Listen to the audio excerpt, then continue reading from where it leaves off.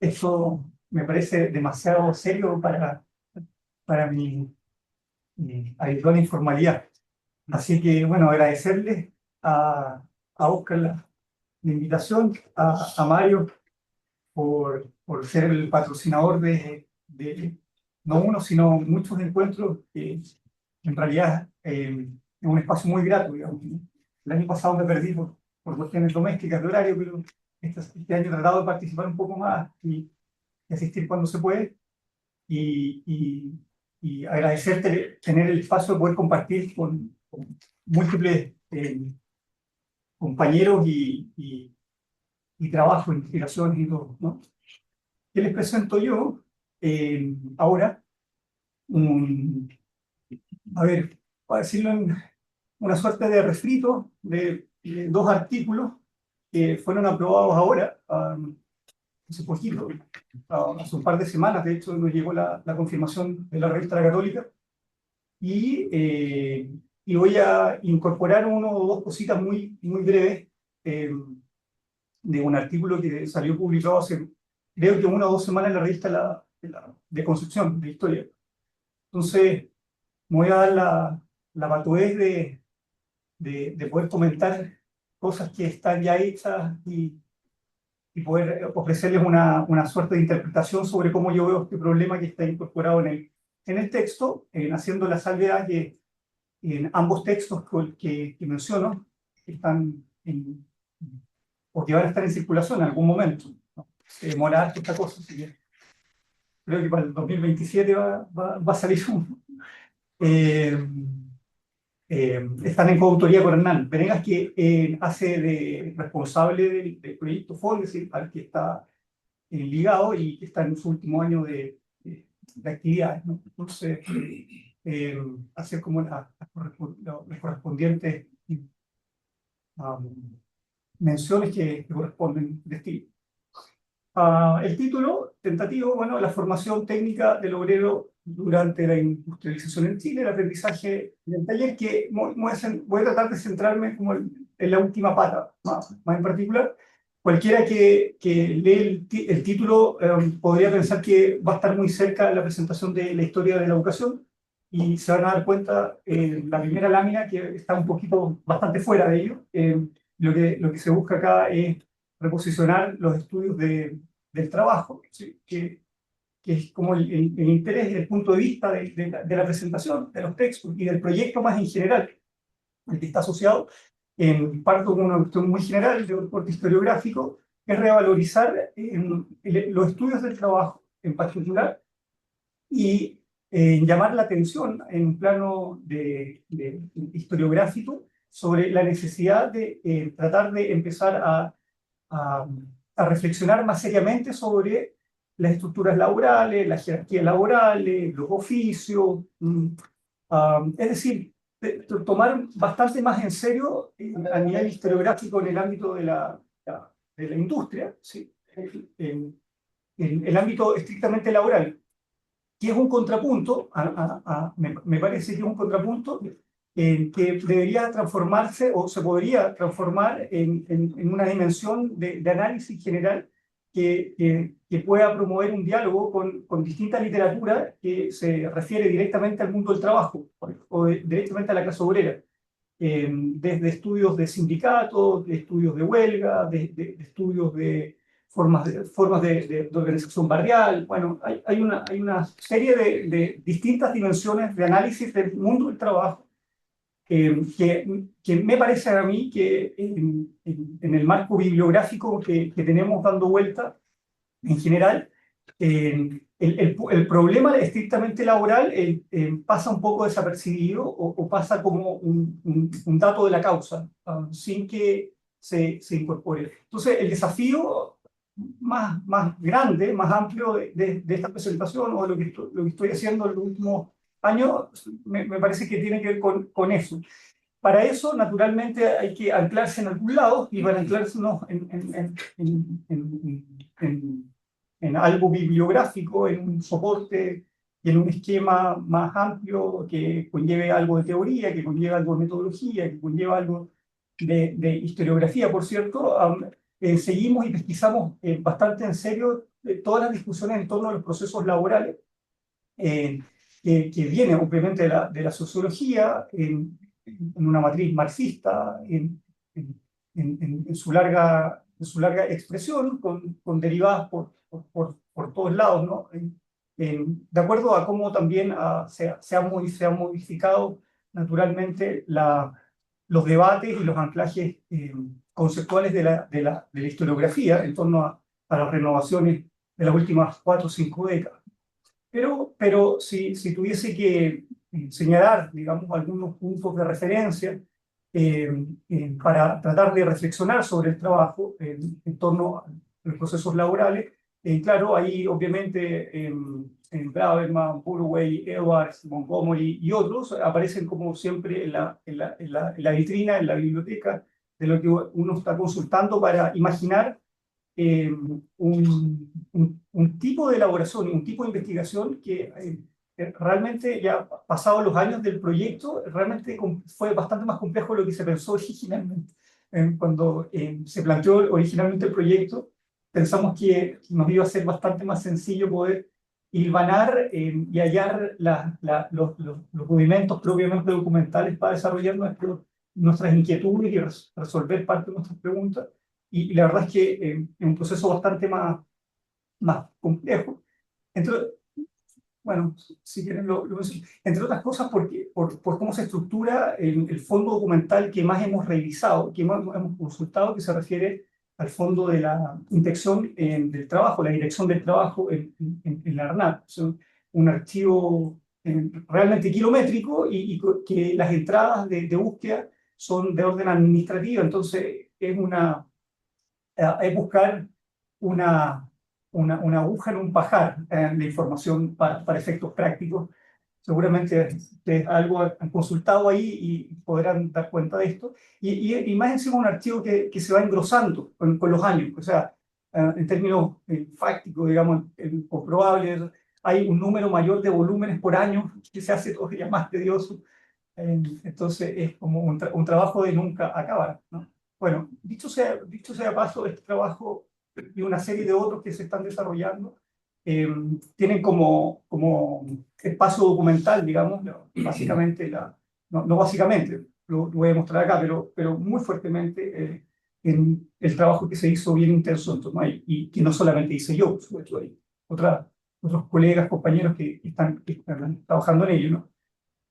Para esta presentación en particular, en relación al título específico, para tratar de ir bajando esto a cuestiones más concretas, la idea general que hay en torno a a la trayectoria de la transición entre el régimen de organización o de producción artesanal al régimen de producción industrial está dado por la idea de la descualificación del trabajo. O sea, es como una idea genérica eh, sobre la cual una parte muy sustancial de la historiografía social ha desarrollado buena parte de sus discusiones. Esta idea de que los artesanos en el siglo XIX les va muy mal porque pierden básicamente lo que saben ser, o sea, pierden los secretos profesionales con los cuales se podían valorar y se podían posicionar en sus respectivas corporaciones, gremios y en el conjunto de la sociedad, ¿no? Desde ese punto de vista, en la transición al capitalismo industrial del régimen de trabajo artesanal, siempre se vive como una degradación. Bajo esta lógica de la degradación, que es la hipótesis como general que colocó Braverman en la discusión sociológica e historiográfica en el año 74, lejos en el tiempo. Obviamente se ha ido revisando eso, no es que Braverman tenga la razón en todo hoy día, después de 50 o más años, más en realidad. Entonces, la idea de revisitar este librito, digamos, y esta hipótesis de la degradación, que es una cosa bastante más discutida hoy día, y por eso coloco otro texto que en el fondo trata de responder con historiografía fina, con trabajo empírico de archivo específico, digamos, que en el fondo esta hipótesis general de la degradación tiene tiempos, tiene ritmos, tiene tiene muchas salvedades o consideraciones que hacen que para algunos la hipótesis sea derechamente ilusoria, para decir parece una palabra un poco educada, en el sentido de que, los nuevos sistemas de trabajo, las nuevas formas de organización de las grandes industrias o del trabajo industrial propiamente dicho, no solamente degrada y modifica en forma efectiva el trabajo de extracción artesanal, sino además eh, crea otras destrezas, necesitas otros entrenamientos, desarrollas, por tanto, un tipo de trabajo y un tipo de trabajador. Y claro, no dice relación con la tradición artesanal, pero que de todos modos requiere habilidades y destrezas bastante finas para poder desenvolverse. De otro modo, la fábrica tampoco funciona. Y desde ese punto de vista, la idea de revisitar la hipótesis de Braverman con amplia literatura, que no viene al caso en este momento, pero en el fondo lo que se coloca en cuestión es si que la fábrica realmente liquidó a través del trabajo, a través de tareas, del trabajo de staff o la promoción del pago por tareas en la más amplia gama de actividades productivas, si liquidó realmente todo y dejó como a todos iguales, es decir, con muy pocas destrezas manuales para desarrollarse en el mundo del trabajo.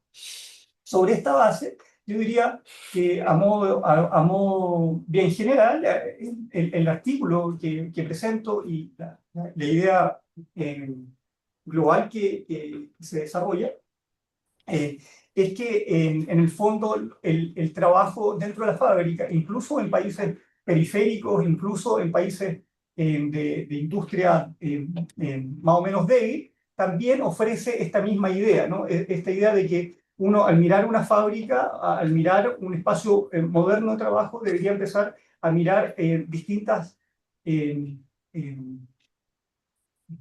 jerarquías, posiciones y por tanto diferencias internas que parecieran, a mi modo de ver, están un poco en la penumbra, ¿no?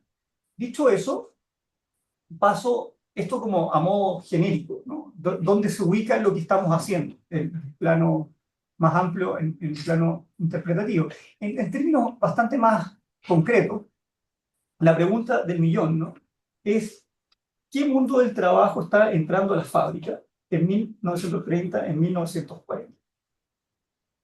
Claro, uno podría empezar a tratar de usar cuáles son los niveles de alfabetización, cómo se hace, como los estudios los estudios de cabecera siempre van a la alfabetización, cuáles son las tasas, ¿no? Pero en un plano cualitativo, ¿qué encontramos en los archivos? Cuando buscamos información eh, antecedentes sobre qué está llegando a la fábrica. Lo que está llegando a la fábrica, dice la Dirección General de Enseñanza Industrial y Minera, dice, voy a tomarme la licencia de leer un par de líneas, ¿no? Muy cortitas. Todos los operarios o artesanos que existen en el país se han formado solo en la rutina del trabajo, tomando los conocimientos en forma empírica, ¿no? O sea, lo que está diciendo acá es un reconocimiento bastante de sentido común. O sea, un trabajador, un operario en 1920 en Santiago, cuando llega a una fábrica, toca la puerta, en realidad está llegando con bastante poco. Podrá saber leer, podrá saber escribir, pero realmente no ha pasado por ningún nivel de entrenamiento las posibilidades de haber pasado por un sistema de entrenamiento o de formación en algo productivo, digo, no habilidades genéricas, sino en productivo, son opciones bastante limitadas. A poco andar, ¿cierto? En el 41, el Servicio Nacional de Colocaciones, de 721 obreros encuestados, 406, lo digo en corto, ¿no? Se definen como obreros prácticos. Y lo interesante es la definición de un obrero práctico que utiliza el Servicio Nacional de Colocaciones. Dice, no tienen ningún conocimiento teórico que les ayude a desempeñarse mejor o que les explique el porqué de muchas cosas de su trabajo, por lo cual solo pueden ascender en la industria mirando en el trabajo. Entonces, Estamos hablando probablemente de jornaleros, estamos hablando del trabajo físico y que requiere cualquier industria. Eh, eh, pero probablemente también estemos hablando de otros grupos de trabajadores que están indicados ahí, no se ve muy bien, ¿no? Que es la clasificación de obreros por profesión u oficio, que el, el Servicio de Estadística del año 44 trata de hacer una suerte de organización de cuáles son los oficios. Bueno, sabemos que la estadística de censo no nos ayuda con oficios para esta época. Para fines del siglo XIX sí nos ayuda. Hay antecedentes que nos podrían servir para conocer en qué trabaja la población formalmente. En 1940 esa opción está vedada. Y en respuesta a esa laguna, ¿no? Hay un pequeño estudio de la estadística que está publicado en la revista del Trabajo entre el año 44 y el año 45, en donde hay una nómina de cuáles son los oficios en las industrias y ellos caracterizan el trabajo especializado dentro de esas industrias con un asterisco, lo identifican. Ahí lo que se ve ahí son los trabajos que existen en las industrias y además los especializados. Pero fíjense la conclusión que da lo que da la, el trabajo, esto que está publicado en dos partes, ¿no? Dice, esto es más largo, pero dice, suele presentar el caso de que los obreros sin mayores conocimientos o de jerarquía inferior tengan remuneraciones a veces superior a individuos que con profesión conocida dentro de la misma empresa. Esto lo dice el Servicio de Estadística después de haber revisado y yendo a encuestar a múltiples empresas. En el fondo, ¿qué quiero transmitir acá? ¿No? ¿Qué quiero transmitir? Que cuando uno mira una empresa, que a todo esto son muchas empresas nuevas que se están formando en la década del 30, y pienso en la fábrica de Central de Leche, pienso en la fábrica de Saco, en Santiago, hay un número importante de empresas que se están desarrollando. En la tesis doctoral trabajé con la fábrica nacional de vidrio de Lirquén. O sea, es la primera fábrica en Latinoamérica, no existía la elaboración de vidrio plano. Y resulta que hay que conseguir trabajadores para trabajar en todas las actividades del vidrio plano. O sea, ¿y de dónde salen esos trabajadores? Y cuando uno empieza a mirar, son puros trabajadores campesinos.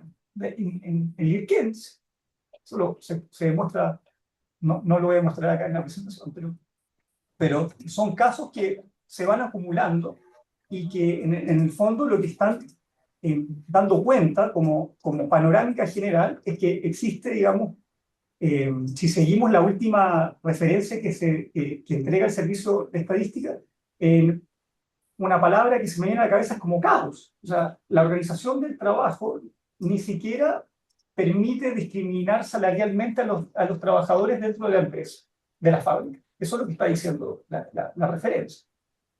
O sea, ese sería el caso. Entonces, ahí vienen preguntas súper interesantes, de las cuales no tienen respuesta en esta presentación, por cierto, pero preguntas de las cuales aparecen después de trabajar varios meses o años incluso en la documentación.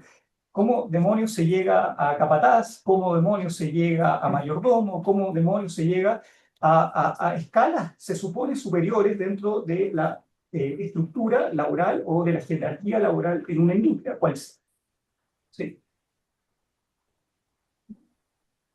Ah, ¿qué dicen los empresarios de esto?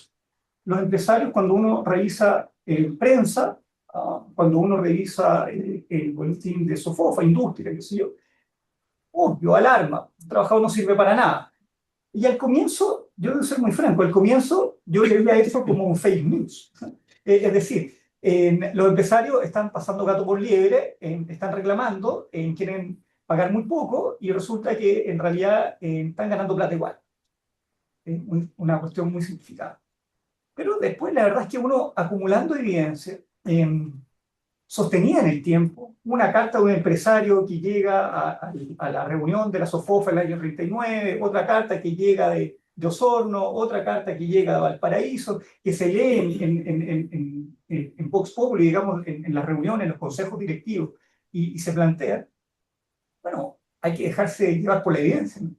Hay que advertir de que entonces para los empresarios esto es un drama, es un problemazo. Es un problema porque implica finalmente eh, productividad, o sea, utilidad. Cómo poder hacer funcionar las empresas, cómo competir, cómo ganar mercado. Hay una serie de preguntas respecto a esto. Y otras cosas más, todavía más interesantes, o sea, ¿cuáles son las tecnologías que voy a poder comprar? Hay que tratar de resolverlo, ¿no? Bueno, en función de ello, en función de que hay una mirada bastante poco halagüeña respecto a las competencias y destrezas manuales que tienen los trabajadores. Uno. Dos, la alarma y el reclamo más o menos consistente, sostenido en el tiempo por parte de los industriales, se agrega un aumento sostenido del trabajo industrial.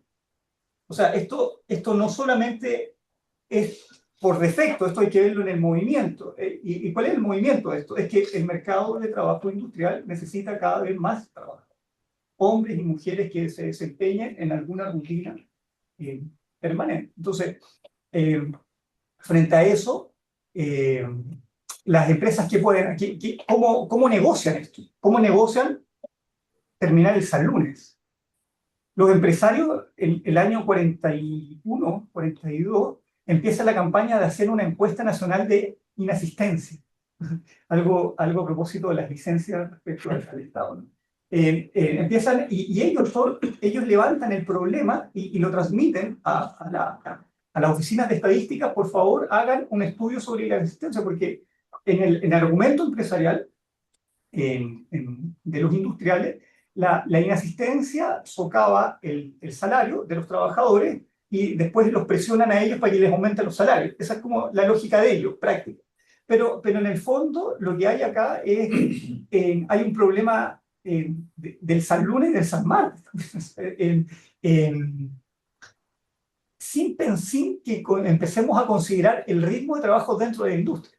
El trabajo que está publicado en Revista de Concepción trabaja justamente esto, o sea, cuáles son los espacios muertos dentro del trabajo específico de los trabajadores, principalmente textiles, dentro de las industrias. A propósito de esto mismo, ¿no? ¿Cuánto puede negociar el trabajador concretamente del tiempo que está en la casa? ¿Puede negociar? Sí. ¿Y cómo hacer? En la industria textil, a propósito de esto, en la industria textil, a propósito de esto, se empiezan a normar a través de los acuerdos colectivos en la década del 40 el pago a favor del trabajador del tiempo de que no esté funcionando las máquinas, el telar, el hilado, la máquina de hilado, de cardado. O sea, cada vez que pasa una hora, gana el trabajador aunque no trabaje, porque se subentiende que la máquina es responsabilidad de, de, de, de, del equipo que está a cargo de resguardar el funcionamiento de la máquina. Y hay otros trabajadores y hay un técnico. Bueno, entonces es un problema, ¿no? Y el problema se agudiza todavía más, la escasez de trabajo o de trabajadores calificados se agudiza en la medida que va aumentando sostenidamente la cantidad de trabajadores en el ámbito industrial. Entonces, ¿las empresas qué pueden hacer? ¿O qué hacer frente a esto? Bueno, obviamente, las respuestas del Estado vienen desde varias décadas antes, ¿no? Desde fines del siglo XIX, o incluso desde mediados del siglo XIX, con la EAO, el Estado ya está haciendo una suerte de contribución a la formación de trabajadores cualificados, con sistemas de entrenamiento de 2 a 3 años para formar fundidores, para formar mueblistas, eso es una contribución. La SOFOFA viene haciendo, a través de otros estudios que se han hecho, ¿cierto? SOFOFA viene realizando cursos de perfeccionamiento, de capacitación nocturna preferentemente, a trabajadores que están principalmente en Santiago, desde fines del siglo XIX, y eso significa, entre otras cosas, cursos de dibujo, cursos de cálculo, cursos uh, de electricidad, etc., ¿no? Es decir, mecanismos formales para poder aprender un oficio hay una oferta disponible, y uno podría decir creciente. Creciente en circunstancias que a fines de la década del 30 y la década del 40 se intensifica el debate a favor de la promoción de la educación técnica en Chile, que sería como el sello de la aproximación del Frente Popular con la educación, que va a concluir eso en la formación de la Universidad Técnica del Estado. Pero el preludio de todo eso es la formación de las escuelas de ingenieros, el fortalecimiento de los planes de la Escuela de Artes y Oficios, y sobre todo yo diría que la creación de las escuelas de artesanos, que se van a crear en distintas ciudades, ¿no? Es un proyecto de Arturo Elizalde del año 38 que empieza a tener vida formal con escuelas propiamente en funcionamiento entre fines del año 40 e inicios del año 41 en distintas ciudades. Entonces, ¿cómo resolver la ecuación de conseguir trabajadores calificados con habilidades reconocidas, certificadas, que den alguna seguridad a quien esté contratando? Bueno, en estas escuelas técnicas industriales, pero obviamente esto resuelve poco, poco y mal, ¿no? En las necesidades. La otra fórmula que encuentran los empresarios son la contratación de trabajadores en el extranjero. Y hay toda una no digo moda, porque en realidad eso viene de varias décadas atrás, ¿no? Pero la contratación de personal calificado extranjero para asumir puestos de importancia dentro de la actividad industrial. En la década del 40, cuando uno revisa prensa obrera y aparece en debate en torno a esto, la prensa obrera de filiación comunista, de filiación socialista, empieza a cuestionar la llegada de estos técnicos, porque entre otras cosas muchos de ellos son acusados de nazi. Y hay toda una polémica de corte ideológico frente a eso. Estoy diciendo esto para que vean las formas rebuscadas que hemos encontrado para dar cuenta de estos problemas, ¿no? Pero hay denuncias contra trabajadores, o sea, personal calificado que llega del extranjero y que son acusados por malos tratos, por golpes. O sea, los trabajadores denuncian malos tratos de estos sujetos que están llegando desde Planeta Marte, ¿no? Que llegan a una fábrica en Chile. Y lo otro es que para poder entrar formalmente al mercado necesitan la venia del Ministerio del Trabajo, porque hay que cumplir ciertos porcentajes de trabajadores extranjeros máximo, eso está estipulado por el Código del Trabajo. Bueno, esa es una guía, ¿no? Entonces, bueno, puedo esperar que el Estado me provea a un artesano textil, puedo esperar que contratar a alguien en el extranjero, o puedo empezar a crear programas propios de entrenamiento, a formalizar algo que más o menos uno supone que existe desde siempre. Desde el día uno, la industria necesitó formar internamente su propio mercado de trabajo. Necesitó formar obreros competentes en las distintas áreas donde era más sensible, ¿no? La maestranza de San Bernardo es un ejemplo. En 1934 comienza la escuela de aprendices.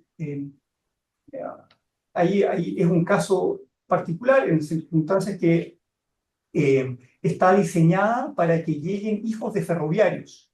¿Ya? No es una escuela de libre acceso, ¿no?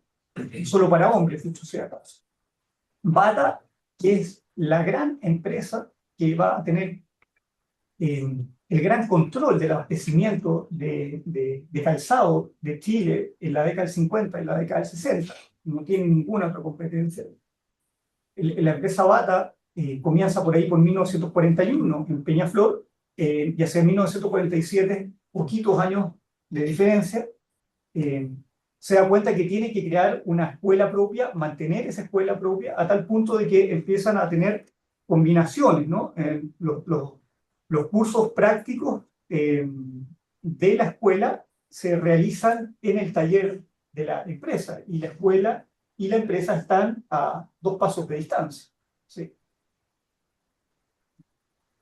sin ir muy lejos, en Tomé, cosa que estudié con más detalle por la tesis de doctorado, la escuela de artesanos que se crea en Tomé en 1941 es agarrada directamente por los industriales, los dueños de las fábricas de textil, de paño. En Tomé colocan al director, el director es empleado de fábrica. Y el director se queda durante buena parte de la década del 40, creo que hasta el año 48 el mismo director, y es empleado de fábrica, empleado de la fábrica más importante de la ciudad, la Sociedad Nacional de Paño. Los profesores de la, de la escuela de artesanos, antes de convertirse en liceo industrial textil, en su primera etapa, son profesores que están trabajando y que son altos empleados de la fábrica. Es decir, hay una compenetración. Claro, no es un sistema interno de entrenamiento, pero está muy próximo a hacerlo, en el sentido que es la fábrica que está asumiendo con una actividad, está invirtiendo, está gastando tiempo, espacio y dinero en tratar de resolver esto. Y en el caso de Tomé es curioso porque eso significa que los profesores le hacen clase a las personas que se van a transformar en los 17, 18 años en sus trabajadores. Entonces el contacto con el trabajador parte en la escuela, no una vez firmado el contrato de trabajo. Bueno, casos de este tipo hay bastantes, ¿no? Y se pueden reproducir a escala local. Si es que el aumento de la mano de obra industrial es como el contexto general de lo que denominamos la escasez de trabajadores especializados, en el rubro textil más específico, y ahora me voy al rubro textil más propiamente tal, este problema es igualmente agudo.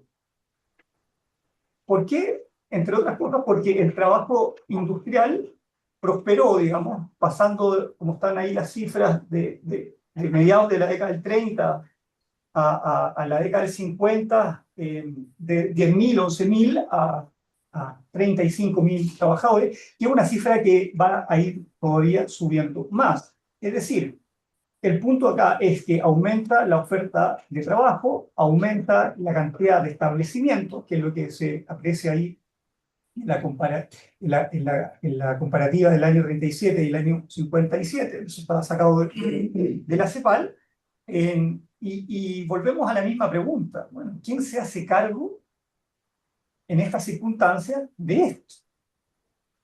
De los telares, que es la parte más sensible de la fábrica. Un dato de contexto.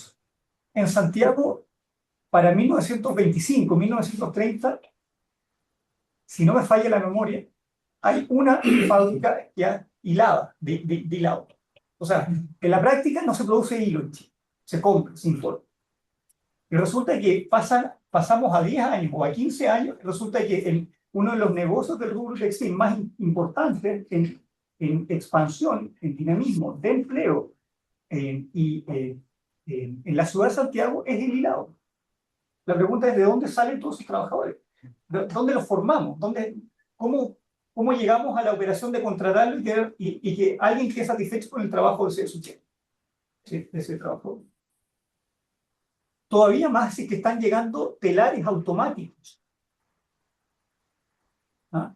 Que exigen una destreza distinta. Eso, hay estudios de eso. O sea, las máquinas simplifican el trabajo, eso es real, ¿cierto? Pero exigen otras destrezas, la rapidez, la flexibilidad.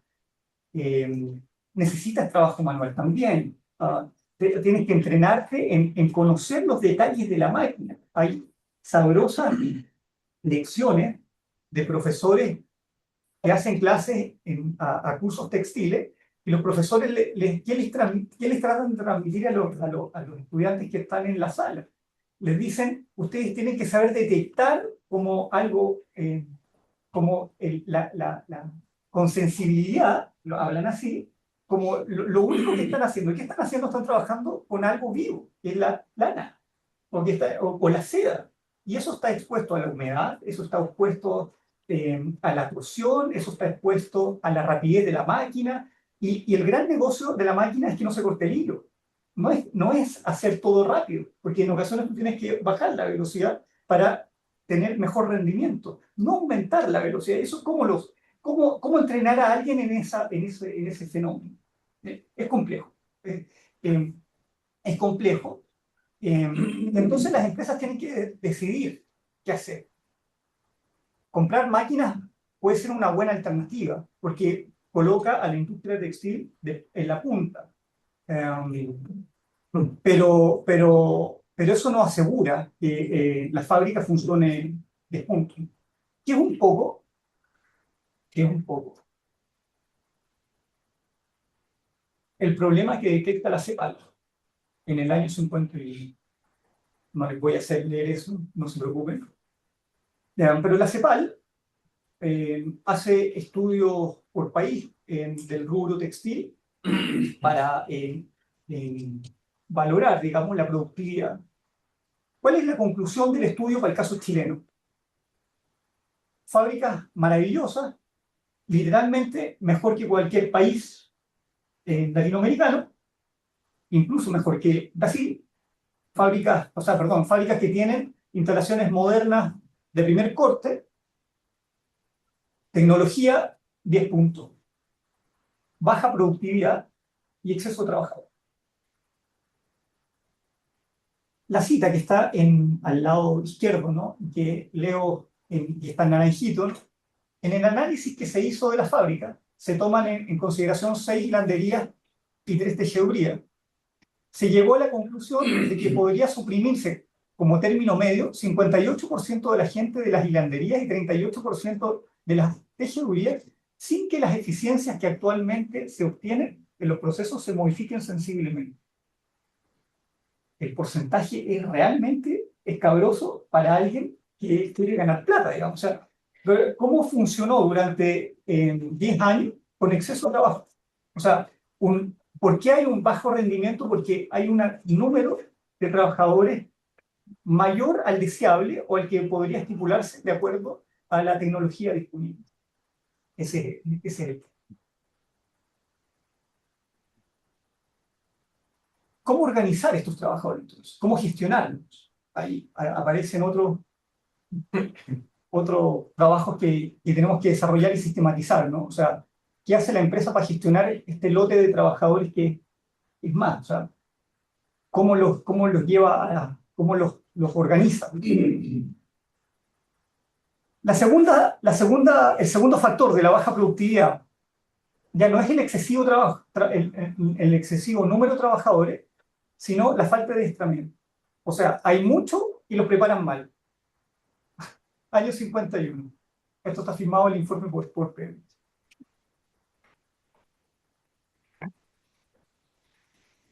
Las fábricas, como son nuevas, dice, tienen que preparar a los trabajadores, pero subraya, además tiene que empezar a preparar a los supervisores.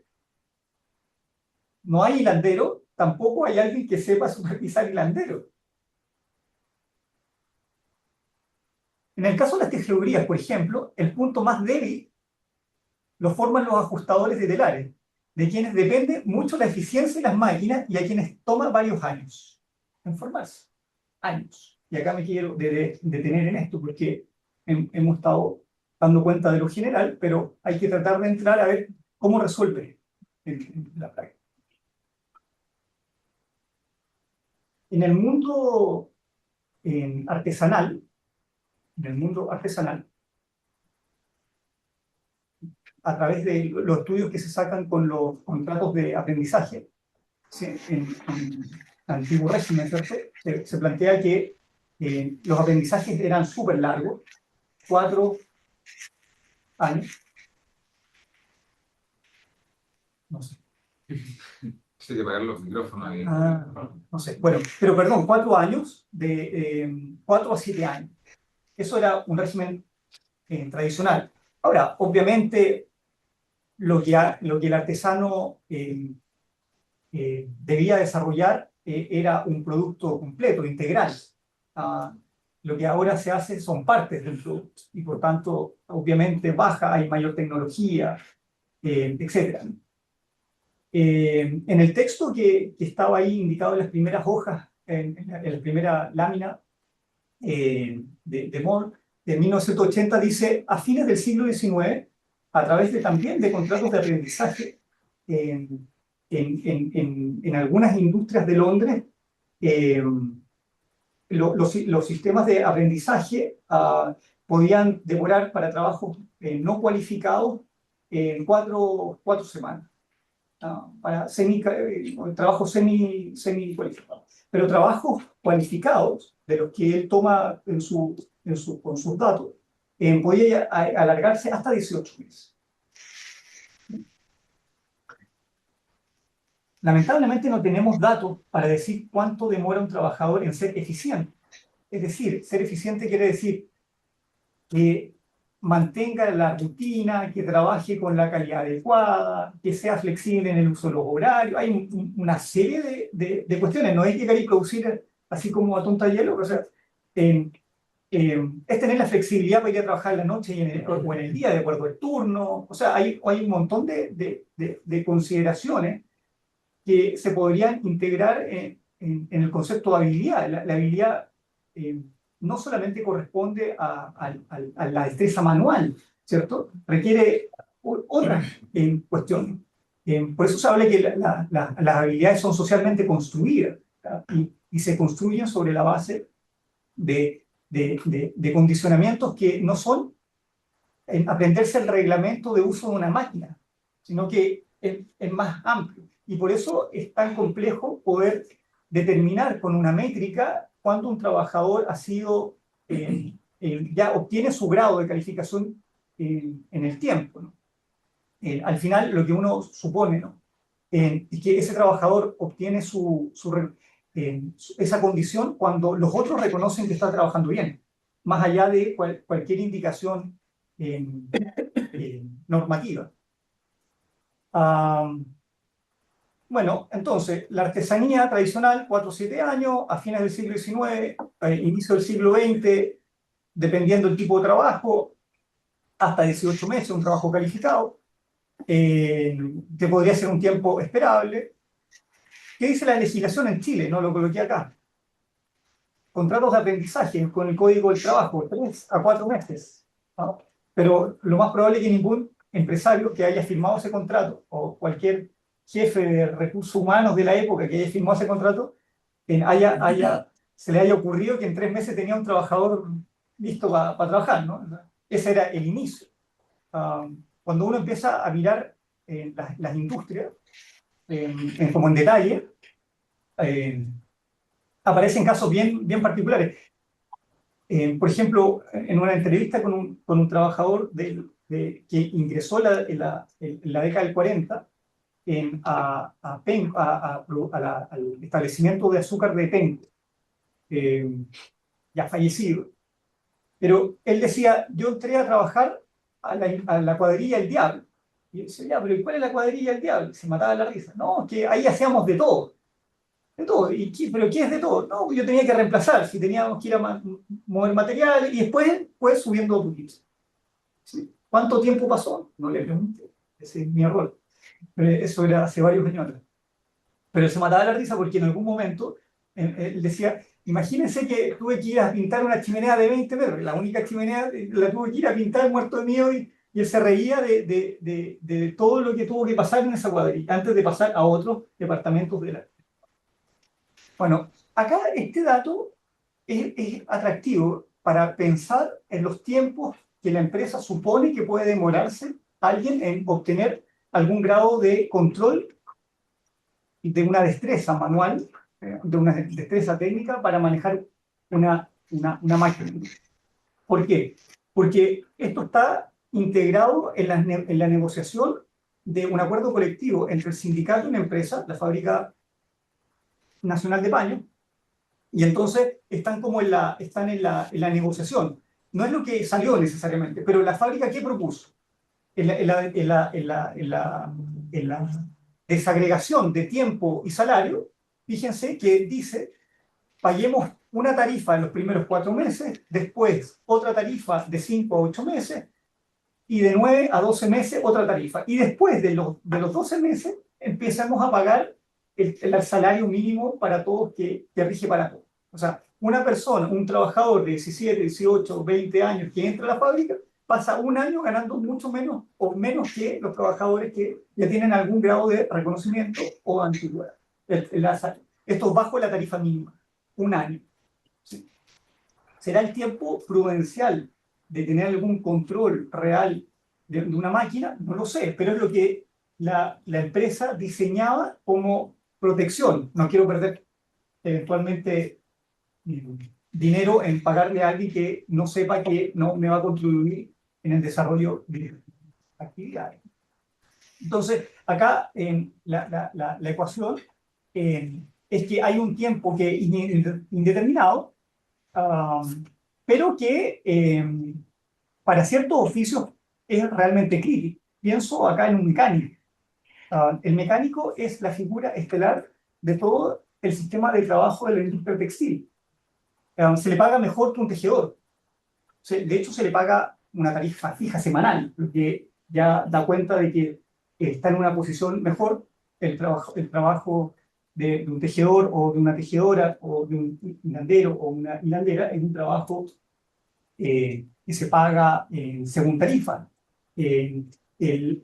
Los primeros trabajadores, eso lo tenemos muy bien documentado, los primeros trabajadores que empiezan a obtener primas de producción en la industria textil son los mecánicos, no los tejedores. Entonces, es una cuestión que aparece cuando uno empieza a estudiar en detalle los acuerdos laborales o lo que se llamaba en la época los avenimientos, ¿no? Que son los documentos que se estampan con acuerdos de trabajadores y empresarios para regular las condiciones laborales o los cambios en algún caso. Entonces, el aprendizaje, la CEPAL dice, nos toma varios años, ¿cierto? De un trabajo que es, dice la propia CEPAL, que tiene que ver con ajustar el telar, o sea, nada más entrar en una fábrica que eso. Yo supongo que eso implica desde engrasado, ajustar piezas, reparar, cambiar piezas, etc. Y la Fábrica Nacional de Paños dice, bueno, un año para protegerme de algo, por lo menos. Por lo menos. Tercera parte y final de la presentación. Pésimo. No, cualquier. Ya, dame 5 minutos. De verdad. ¿Qué ganan los trabajadores con esto? Con este fenómeno de alta demanda de trabajadores con competencias y baja calificación. Oportunidades para negociar condiciones propias. Gabriel Canacri, al año 46, dice lo siguiente, no los leo, no lo voy a leer completo. Dice, en la práctica, los trabajadores no quieren enseñarle a nadie.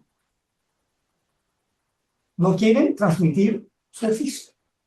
¿Por qué? Porque no quieren tener mayor competencia en el mercado y quieren negociar sus condiciones salariales. Esa pancarta que ustedes ven ahí de Chile Textil, que se publica en el Diario Ilustrado, se publica en el Mercurio, etc., es el día 1 de una huelga de 42 días.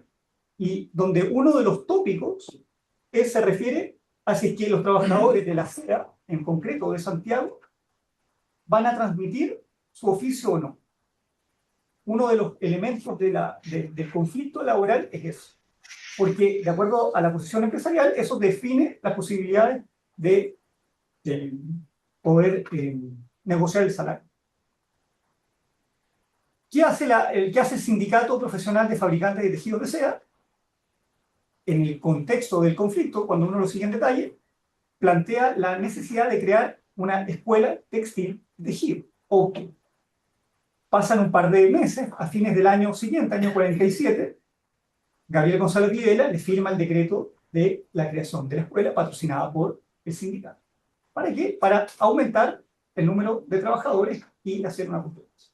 ¿Qué dicen los trabajadores del sindicato cuando se reúnen en el marco de la Confederación de Trabajadores de Chile en noviembre del año 46? Uno de los acápites de la discusión interna, que no se cree la escuela textil, lo que parecería un contrasentido, ¿no? Porque todo lo que uno lee sobre trabajadores del siglo XIX es que quieren educación para mejorar y reproducirse, ¿no? Y acá un sindicato dice no a la escuela. En el fondo lo que está acá en tensión es justamente la. Voy cerrando, Fer, te juro que sí. Mira, la única inscripción, después de revisar más de 700 documentos de acuerdos laborales que hicimos en la década del 40 e inicios de la década del 50, la única indicación sobre el aprendizaje paranormal es de la empresa Manufactura Súmara del año 47. No encontré más. Y lo que traje esto para decir que tabulamos caso más caso, más caso, más caso. No solamente de eso, ¿no? De acá habría que sacar varios artículos de distintas cositas. Pero de la manufactura, fíjense, una industria grande que lleva 3 o 4 años en funcionamiento pleno, hipermoderna, coloca de suyo propio, con acuerdo con el sindicato, dice, se reserva el derecho de traer aprendices para las diferentes secciones. Lo está diciendo por escrito, ¿no? En el número que sea necesario y con la obligación por parte de los obreros de enseñarles el trabajo.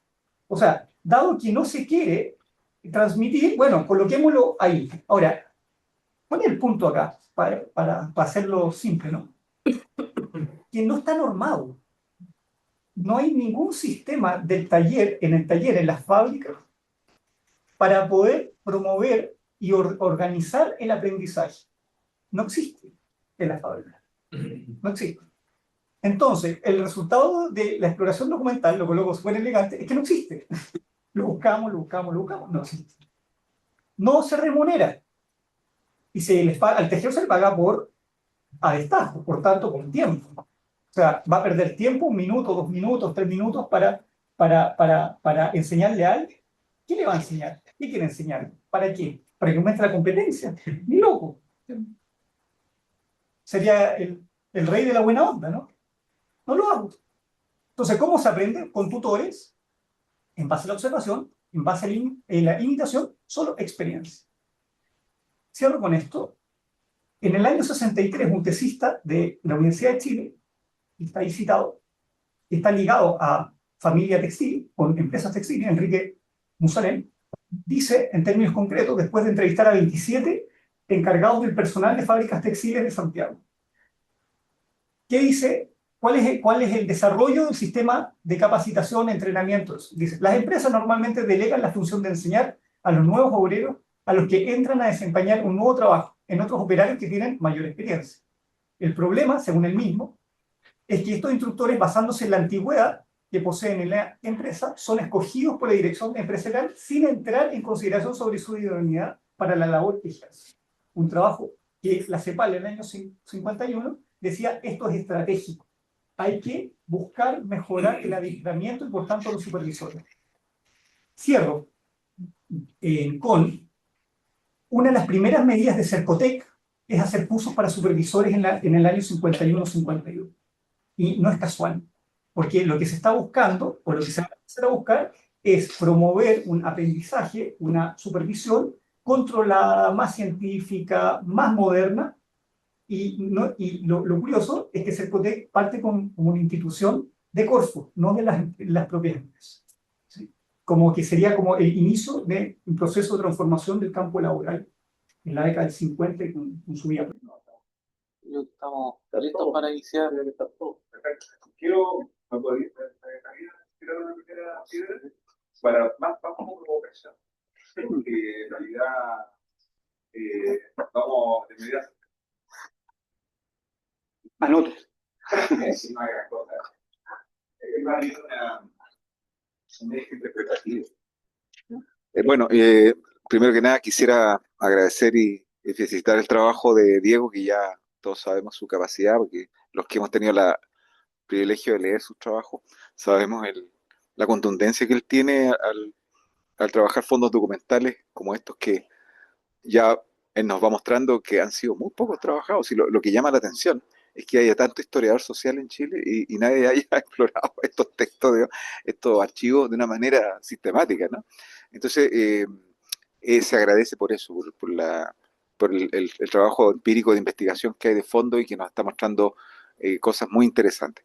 Luego el enfoque, claramente un enfoque heterodoxo, podríamos llamarla esta revisionista, porque se permite hacer pendulaciones entre, entre posiciones que normalmente son antagónicas y muy polarizadas, lo que eh, no siempre se logra hacer con equilibrio y gracia, porque termina muchas veces uno siendo anatemizado por alguno de los que se siente más bien en contra de alguna de esas posiciones.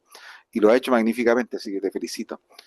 Y luego, yendo al punto, eh, pareciera que lo que tú nos muestras, estos hallazgos, eh, son, eh, son estas fisuras, estos intersticios en los que no se está resolviendo bien una relación armónica entre lo que es trabajo y capital, medible a través de indicadores como productividad, eficiencia, ¿no? Cualificación. Eh, bueno, y sabemos que Chile eh, no es, no puede escapar de tendencias que son globales. Y por lo tanto se repiten en Chile muchos de los conflictos y debates sobre estos mismos temas que se están dando en Europa, un poco antes, en Estados Unidos, ¿no? En otros países de América Latina. Eh, pero desde ese punto de vista, haciendo así algunas comparaciones muy tentativas, ¿no? Da la impresión que los problemas de productividad que aparecen en tu catálogo tienen que ver con un cierto atraso relativo en el capital humano que tenían los trabajadores chilenos, por ejemplo, en relación a los trabajadores argentinos y uruguayos, que parecería que estarían en más años de formación, menos analfabetismo, más grado de entrenamiento, digamos, sobre todo en los sectores secundarios industriales nuevos. Da la impresión de que en eso claramente Argentina y Uruguay nos llevan ventaja en la misma época que tú estás historiando.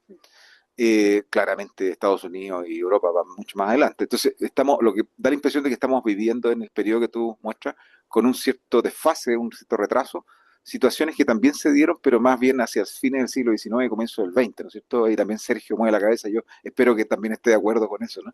Eh, y por otro lado, eso me gustaría si tú te quedaste con la misma impresión de que estamos viendo en esta documentación unos temas que están desfasados con atraso.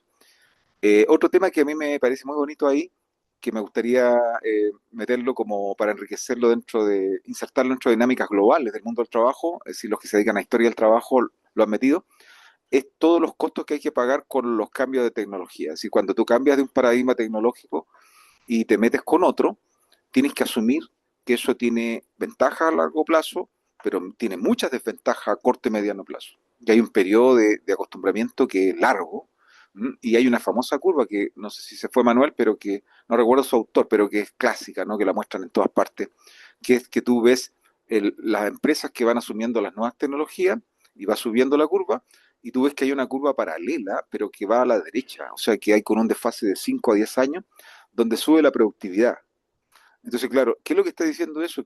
Claro, si tú cambias el paradigma, los procesos productivos, la forma como racionaliza el trabajo, obviamente que va a tener que pasar por estos problemas. Y eso nos lleva a un asunto que es bien interesante. En algunos casos que se tome la decisión de no pasar al nuevo paradigma, para no enfrentar estos cuellos de botella. Y te quedas con los viejos procesos, te quedas con las viejas energías y prefieres estirar todo lo que puedas del chicle para sacar más productividad de esos trabajadores que tienen poca formación, pero con los antiguos procesos. Ahí hay un tema bien bonito. Y por último, un tema que también creo que es bonito integrarlo como discusión general, es eh, que dado que estos procesos se insertan en una dinámica más larga de antagonismo, ¿no es cierto?, que surgió a raíz de la revolución industrial entre capital y trabajo, ¿ya? No podemos esperar que se instalen con facilidad lógicas que son más colaborativas y más horizontales como las que predica, por ejemplo, Taylorismo, que promueve efectivamente una superación de estas desconfianzas que se perciben, por ejemplo, en compartir los conocimientos. ¿Mm? El Taylorismo lo que dice es, no, o sea, te pone incentivos para que el que sabe más comparta y no lo esconda, no monopolice sus saberes.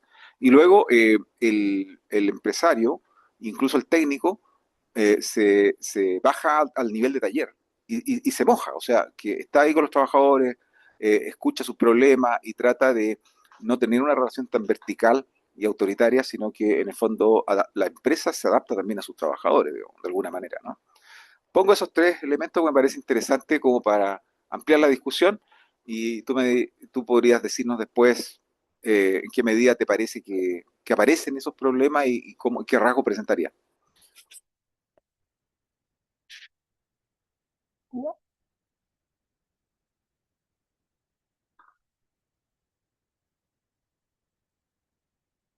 Yo suelo hacer como los comentarios más que preguntas, pero sí, po, en la línea de lo que señaló Mario y lo que presentaste, me hizo sentido también algunos trabajos de Guillermo Guajardo de cómo la estrategia de empresas como Ferrocarriles iban en la línea de que no es algo como nuevo el tener que recurrir a empresas que tengan que formar. Y creo que también, bueno, otros trabajos también van como en esa dirección. A mí también me hizo un poco me generan como algunas preguntas en torno al tema de lo textil. Un poco pensando en que, claro, los problemas de productividad de la industria textil se deben exclusivamente al exceso de trabajadores o en el fondo la presencia, o sea, la baja productividad en el fondo no es la consecuencia, sino que a lo mejor es la causa de la presencia justamente de tantos trabajadores. O sea, poner sobre la balanza el peso del costo laboral y el peso del costo del capital. O sea, hay un poco, no sé, pues como la idea eh, de Allen, un poquito ahí de que en Inglaterra el valor del capital era más atractivo y por lo tanto invertir más en eso tuvo sentido. Y también porque la industria textil a lo mejor es un referente donde uno siempre va a encontrar muchas menciones de las bajas productividades, a lo mejor, bueno, de patudo nomás, pues, pero así comparar a lo mejor con otras áreas donde efectivamente sectores que puedan tener un reconocimiento de alta productividad como para tener más o menos una idea de la relación, no sé, pues, obrero-empleado, por ejemplo, que son cosas que también que van pasando, sobre todo en ese periodo. Y, y, y no, y súper interesante, súper entretenido. Yo también trabajo temas del cobre, etcétera, entonces por ahí y de ferroviario, entonces me fueron sonando muy similares a cosas que fui viendo en el recorrido que hice sobre ellos, po. Y también conozco ese archivo, así que gracias que alguien lo haya hecho ese trabajo, porque el archivo de la administración de la dirección del trabajo, de la oficina del trabajo, es una locura y tiene muchísimo. Creo que algo que hablé con Enzo en su momento, que cuando me planteó como lo que estaban trabajando ustedes, fue que hay, bueno, no, creo que en ese fondo pueden encontrar hojas de vida de trabajadores donde más o menos uno puede tener estimaciones, donde hay, más que del sector textil, yo creo que he visto de ferroviarios y de otros grupos de trabajadores donde hay la evolución laboral, entrando desde peones o de muy baja calificación y algunos llegando hasta supervisores y ahí creo que potencia también súper bien lo que tú nos estás planteando, pues si efectivamente hay ahí habilidades, destreza, oficio o una formación profesional realmente fuerte y consistente o predominan otros factores que son propios de la discusión más de la historia del trabajo, por el tema del paternalismo industrial, ¿ya? De por qué también estas estrategias que uno puede decir son como media de los gremios medievales, una cosa así, de cuidar eso, tiene que ver un poco porque no es solamente una lógica racional del trabajo, pues también un trabajo que se inserta en una sociedad de 1950, de lógicas empresariales que todavía tampoco están 100%, no sé, por decirla, 100% capitalistas, si queremos llamarlas así. Yo creo que da para pensar muchas cosas.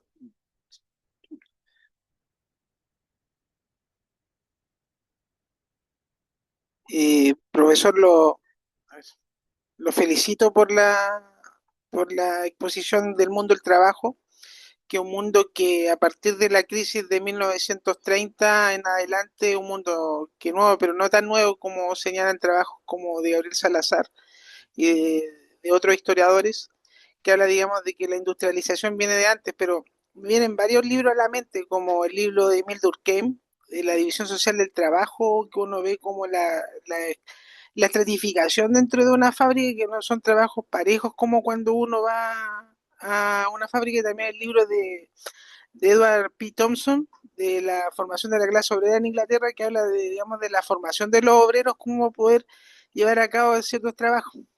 Bueno, yo trabajo mucho en el mundo del campo. El tema, dice mi tesis de posgrado digamos, del movimiento campesino durante la reforma agraria chilena, en Curacaví. Y una de las cosas que observo es que, por ejemplo, en el campo es muy poca la calificación laboral. Por ejemplo, llegaba una persona, un peón, y se podía establecer como inquilino, y con que solo manejara las destrezas con las manos, por ejemplo, el asado, no tenía de calificación, podía ascender de a poco hasta llegar a ser, por ejemplo, mayordomo, capataz, digamos, de esa forma. Necesitaba una calificación, digamos, el dueño de la hacienda podría ser ingeniero agrónomo, como pasó con Curacaví, como que iba a ser alcalde Guillermo Barro Echenique, que falleció hace unos años. Bueno, es un tema aparte. Pero el tema es que, claro, el capital trabajo siempre uno lo ve como un factor que necesita mucha calificación. Hoy día sería impensable, por ejemplo, lo que usted plantea, digamos, de que no haya poca calificación porque se necesita un cartón como para poder ya acceder a un trabajo calificado. Incluso si uno ve en tipo de obreros, que son, digamos, de Codelco incluso, una persona, un técnico tiene que tener un cartón como poder manejar una máquina, digamos, una máquina o calibrarlo. Hoy día en este sentido, esta realidad no, porque demora mucho tiempo en la productividad no tener capacitación. Y eso, digamos, es interesante ver ese contrapunto.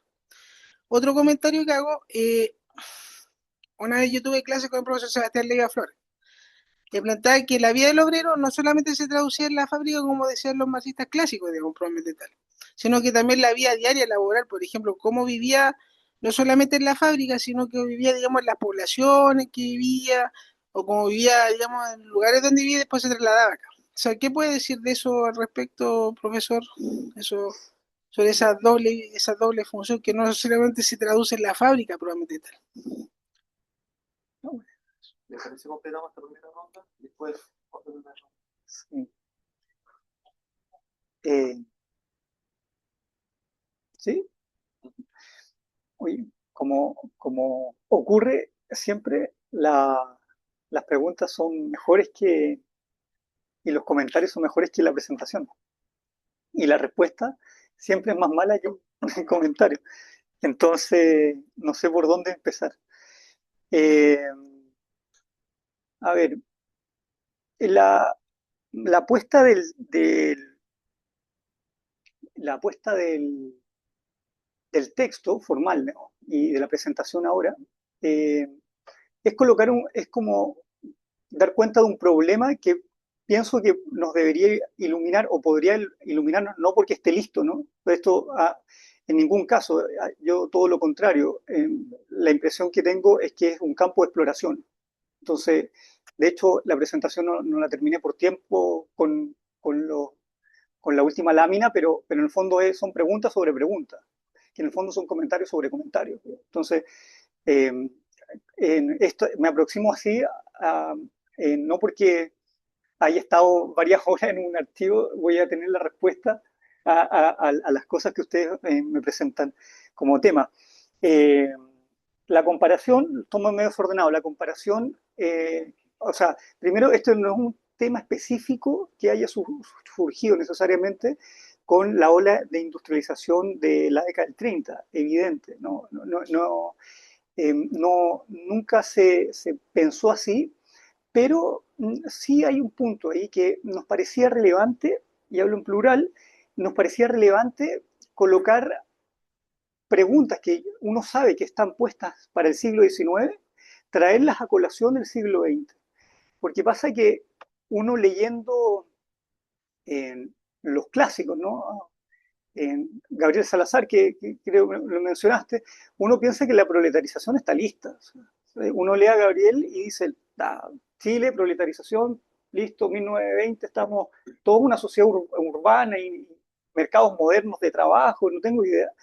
Y resulta que uno empieza a mirar en, en economías regionales, uno empieza a mirar en proyectos industriales circunscritos en áreas súper específicas, y uno dice, proletarización aquí y ahora, no en 1780 cuando parte el libro, o los estudios súper clásicos y fenomenales de proletarización que hay sobre el siglo XIX. Entonces, yo diría que, claro, en la presentación quizás hay una desconexión demasiado burda con la bibliografía que existe, que seguimos, leemos y nos gusta mucho, de temas hiperclásicos. Este no es un tema nuevo en ningún caso. El tema de la organización laboral podría ser acusado incluso, y voy a lo que mencionaste, podría ser acusado casi de poco revisionista, en circunstancias que el modelo que está atrás, ¿no? Es el estudio de la estratificación laboral. Eso es lo que está atrás el modelo. Y el estudio de la estratificación laboral, hoy día con toda la teoría sociológica en boga, que advierte que el trabajo ya no es el factor de identificación de la población, sino otras cosas, incluyendo el consumo, ¿cierto? Parecería que uno está levantando un dinosaurio, en circunstancias de que la teoría que existe hoy día da cuenta de que la definición de clase, las diferenciaciones de la jerarquía, etcétera, etcétera, son cuestiones que avanzan por líneas de reflexión y por tanto de estudio empírico que están por fuera de la dimensión estrictamente laboral, que es la aproximación de este texto y yo diría del proyecto en su conjunto. Desde ese punto de vista, la dicotomía de no ingresar al barrio que planteas, y yo creo que es súper interesante, es una apuesta para poder trabajar y aislar variables. No diría en ningún caso que hay que buscar una separación o fragmentar la realidad a tal punto de decir que todo lo que manda, todo lo que se hace en la fábrica es la historia del trabajo. ¿No? En ningún caso, este es un modelo que tiene su propia ruta. No sé, está el debate entre John French y Womack, ¿no? Que es como el debate de fines de la década del 90 en los estudios del trabajo, que en el fondo es o nos vamos o seguimos lo clásico, en analizando estructuras laborales al estilo Womack, o nos saltamos a cosas que no son historia del trabajo en Womack, pero sí, obviamente siguen siendo. Yo mismo las he tratado de desarrollar en otros trabajos. Entonces yo diría, acá lo que hay es la búsqueda de colocar en discusión a partir de un estudio empírico hipercualitativo, ya lo vieron, en problemas hiperclásicos que en ningún caso se pueden dar por terminados, porque el tema de la certificación, no sé, el tema de la certificación actual está total y absolutamente en la palestra pública, en circunstancias que los certificados hoy día valen muy poco. Y los certificados que uno obtiene en las universidades dicen bastante poco o cada vez menos respecto a las competencias y destrezas que debería tener esa persona cuando sale de la universidad. Y por tanto, desde ese punto de vista, me parece que eh, no es un tema resuelto, es un tema que uno debería poder seguir reflexionando y mucho a propósito de la masificación de la universidad, de la inflación de las notas, de la inflación de los certificados, etc. O sea, y si es que si es que uno trata de integrar cuestiones, me parece que es totalmente integrable.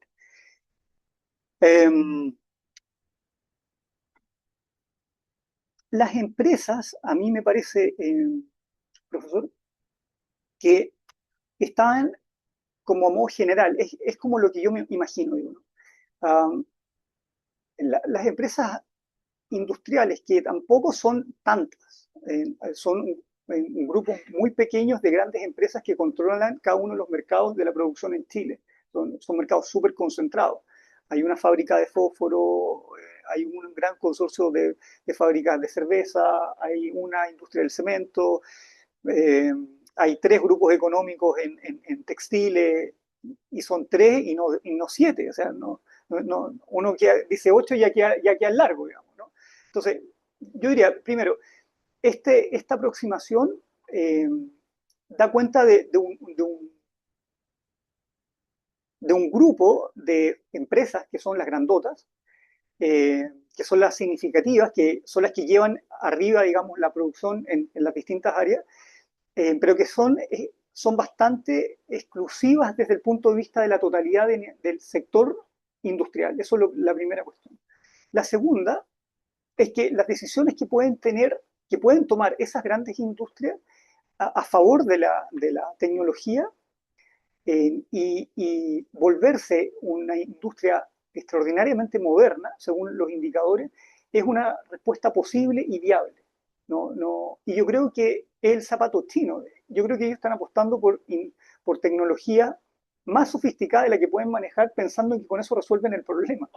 Creo yo, esa es como le resulta más fácil comprar una máquina que tratar de arreglar el problema de relaciones laborales y de un sistema sofisticado de entrenamiento, porque es más largo, porque es mucho más complejo.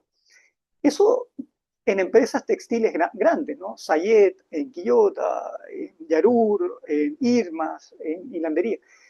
Pero después está el grupo de empresas, para darle un nombre, intermedias, eh, que son lo que tienen y son los trabajadores que pueden tener y son las tecnologías que pueden llegar a adquirir.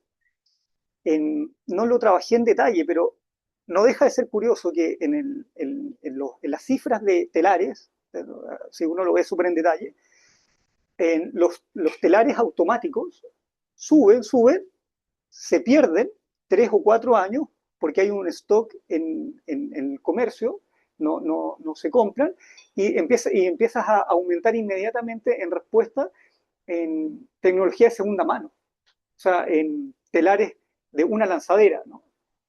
Que no es el telar manual, ¿no? Pero es un telar que no es el automático que puede hacer en varios tipos de género, etcétera. O sea, hay varias cuestiones más específicas. Entonces, las industrias tratan de hacer lo que pueden. Y lo que pueden, me parece a mí, que es comprar más tecnología al estilo del trabajo de lo que seguramente han leído, que es Peter Wynne. O sea, la salida para resolver estos problemas es el Taylorismo, y el Taylorismo en Wynne es comprar eh, un sistema bien sofisticado de administración y de maquinaria. Son dos cosas, y no es comprar máquinas, es readecuar el conjunto de la organización de la industria y de la administración de la industria con una nueva lógica de personal, una nueva lógica de los recursos. ¿Qué significa eso en la práctica? Colocar una oficina en serio para la contabilidad en empresas, que probablemente en 1940 no la haya tenido tan resuelta, probablemente, digo. Habría que ver el caso específico, pero nos hemos encontrado con industrias que empiezan a modernizar. Lo primero que modernizan son los sistemas de contabilidad, no la compra de máquinas. Y eso da cuenta un poco, no me acuerdo que ustedes dos lo mencionó, pero súper bien. Porque el empresario tampoco es tan moderno, es capitalista sin duda, pero no está necesariamente imbuido de todas las lógicas de gestión asociadas a un complejo de una empresa de 700 trabajadores, 800 trabajadores o más. Y esas son transiciones. Hay estudios de la década del 60 que hablan de esto, del industrial tradicional versus el industrial moderno. Y una de las diferencias sociológicas, ¿no? Tipológicas que aparece ahí, tiene que ver con que si es que fuiste a Estados Unidos o no.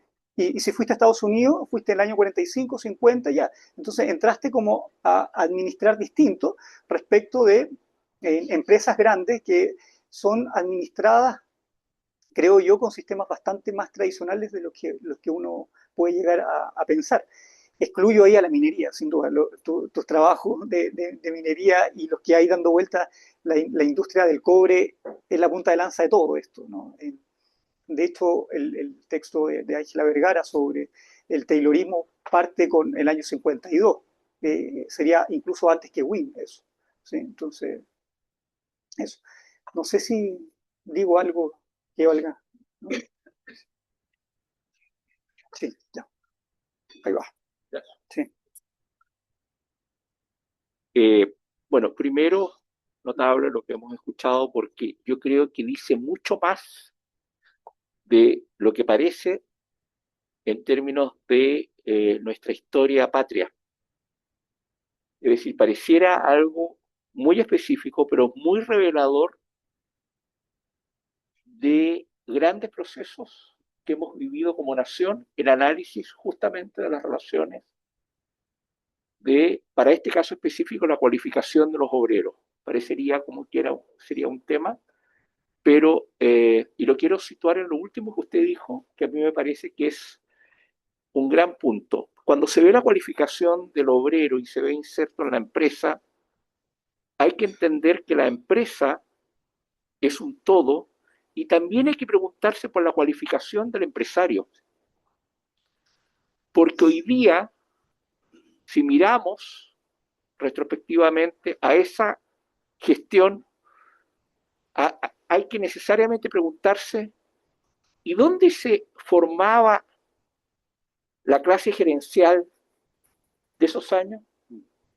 ¿Cómo llegaba una persona a ocupar un cargo que desde hoy sabemos que es dificilísimo, que requiere de un nivel de competencias enorme, que hoy día se cuenta con una profesionalización que está en un pregrado, en un posgrado, en MBAs, en Master in Business Administration? Tenemos hoy día una concepción clarísima de que si no se tiene esa competencia y que es multifacética, difícilmente la empresa puede llegar al cenit de su desempeño y de su rentabilidad. Y nos quedamos entonces mirando retrospectivamente que habían esfuerzos parciales, buenas intenciones, pero faltos de lo que se debía poder responder. ¿Por qué lo planteo? Cuando usted hablaba de el campo, el papá del presidente Balmaceda, en 1875, escribió Manual del Hacendado Chileno, clásico. ¿Y cuál era la idea de él? Era dueño de la hacienda Bucalemu? Que bueno, él dijo, yo quiero tratar de dar una especie de compendio de lo que se debe saber. O la indicación de Resco a su hijo, cuando le da esta especie como de enseñanza sobre ciertos puntos. Pero no existía. Por eso que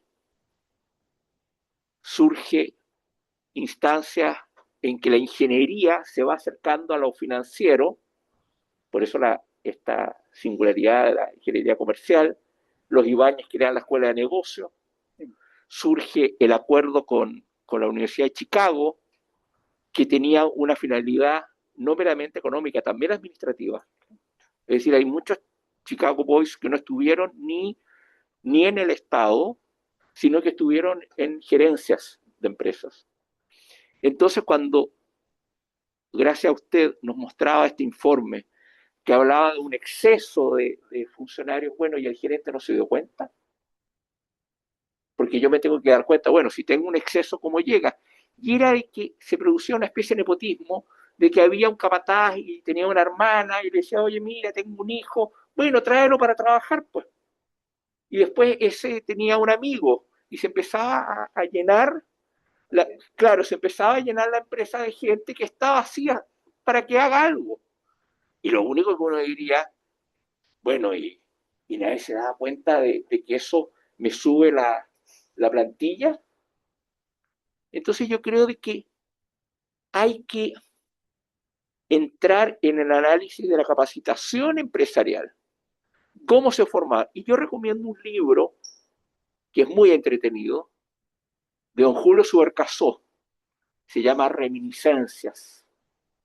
Reminiscencias. Se publicó en distintos números en el boletín de la Academia Chilena de la Historia y después Nacimiento hizo una edición muy poco feliz, porque no es de muy buena calidad el papel. Y muchas veces se encuentra por ahí en alguna librería, pero el texto es magnífico, porque ¿qué cuenta don Julio Subercasó? Él era, obviamente, tenía un gran capital, pensemos, dado por esta familia de gran ascenso social, que vienen de la minería y acá invierten en vitivinicultura y una serie de cosas. Y él va contando, y eran banqueros, ese era su principal métier, pero se van abriendo a negocios que le van proponiendo. Entonces dice, bueno, podemos tener una empresa de sacos, podemos tener unas cosas más insólitas.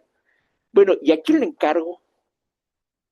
¿A quién le encargo que se haga cargo del negocio, que desarrolle el negocio? Entonces ahí hay una beta que yo exhorto a los que quieran ver la contraparte, la capacitación gerencial. ¿Cómo se surge esta? Porque es muy necesario para el país.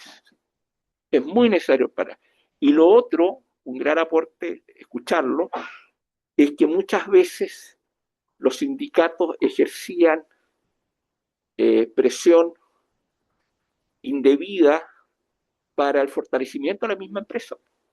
Porque si yo tengo que a los funcionarios hay que capacitarlos, bueno, que ayuden todos para el bien común. Entonces, lo que usted muestra es interesante por lo que pone en la mesa y también por las canteras que abre. Así que muchas felicitaciones, muy entretenido y una invitación para ver ese tema, la capacitación de nuestra dirigencia empresarial.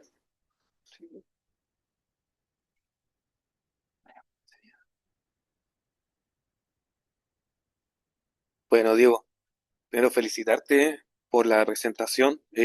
Abre muchas preguntas y me quiero ir por ese lado. Principalmente las preguntas más que por los comentarios. ¿M? Primero, consultarte si el grado de especialización depende mucho del fenómeno, tanto del fenómeno, si depende del fenómeno urbano o, o está fuera de ello. ¿Por qué lo pregunto? Bueno, si este grado de especialización se concentraría principalmente en Santiago, o lo pregunto porque a partir de la década de los 40, claro, hay una alta concentración de industrias que se están localizando fuera de la capital. Estoy pensando en Maipú, Puente Alto, claro, está el caso de Bata en Peñaflor, tú mismo comentaste el caso de Tomé, la industrialización que se genera ahí. Entonces, claro, y en ese sentido también preguntarte, y aprovecho si has podido encontrar algún indicio de qué tan especializada está la industria que se instala en la década de los 40 en la comuna de Maipú. ¿M? Principalmente te pregunto es un gustito, que es mi objeto de estudio, por eso te pregunto. ¿M? Y también, una segunda pregunta, sí, y uno de los gráficos que mostraste, que sobre la mano de obra industrial, a partir del 52 en adelante, se detecta, parece ser un estancamiento de la mano de obra. En ese sentido, te pregunto, ¿qué tan mayor fue el grado de especialización en el ciclo de industrialización siguiente, de los 60, de los 70? ¿Mm? Eso.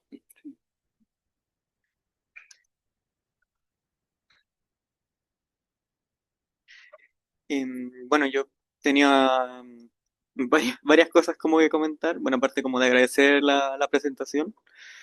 Em, y como continuando con esta idea del empresario tradicional versus como el empresario moderno, como, y sus distintas dinámicas y formas de administrar. em, Recuerdo que para mi informe de grado acá en Historia, tuve que ver como brevemente el tema de la SOFOPA, como los comienzos de la SOFOPA, y que claro, esta no era como un gremio de empresarios. Como en realidad en sus comienzos no están muy los empresarios de Chile no están muy interesados en participar, sino que era más bien un intento del Estado, bueno, por un lado primero del gobierno de Santa María y después de Balmaceda, de organizar como la industria y como promover la industria eh, de cierta forma más moderna, como una nueva forma de relacionarse, como de entender el rol del empresario en la producción.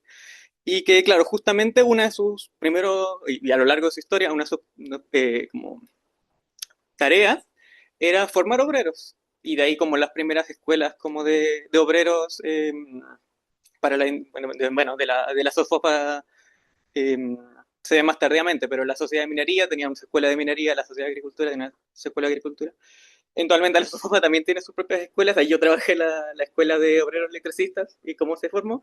Y que justamente, y aquí va mi pregunta, como hablan de que hay una necesidad de tener como obreros especializados y capacitados, por un lado, para estos puestos como intermedios entre lo que era como, y estoy hablando aquí del caso de electricidad, por el que mejor me manejo, para este puesto intermedio entre el ingeniero eléctrico, que es como el encargado de un rol como más amplio de la administración, de la gestión de sistemas, el obrero como más básico como de funcionamiento, y puestos intermedios de obreros como más capacitados, que podrían tener roles de mantenimiento, roles de regulación, y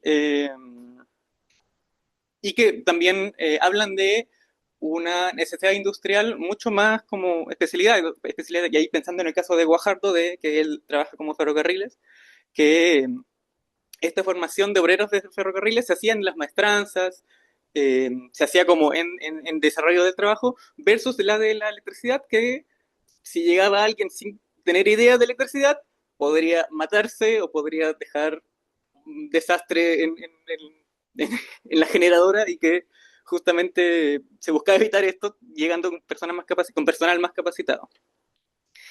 Eh, entonces, la primera pregunta que tenía era justamente esto de si viste que había o detectaste alguna variedad en cómo llegaba a ser la formación de obreros en distintas industrias, como particularmente el caso como de la electricidad, que en los 30, 40, 50 empieza a ver ya los grandes proyectos hidroeléctricos del Estado, y empieza ya el programa como de electrificación nacional, empieza a discutirse al menos en la década de los 30.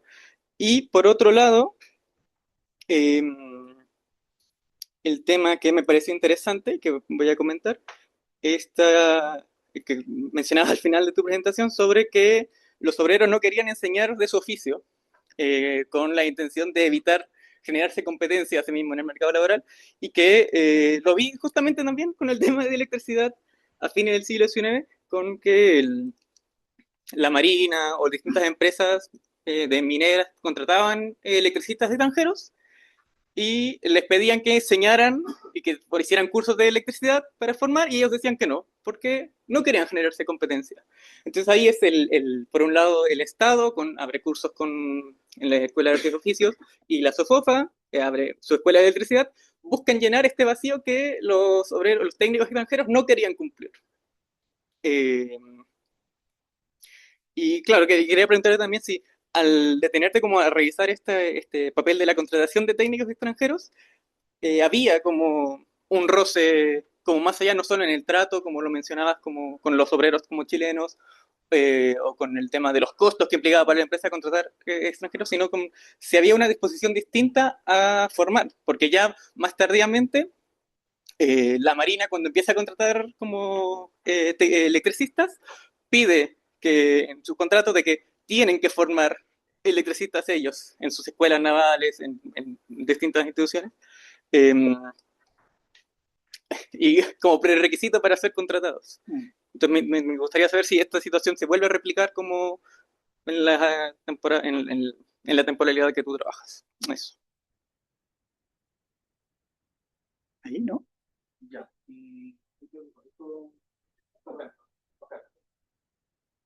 No, entonces mira, contesto más corto y les das la palabra después a los dos. ¿Te parece? Ya. Sí, ya.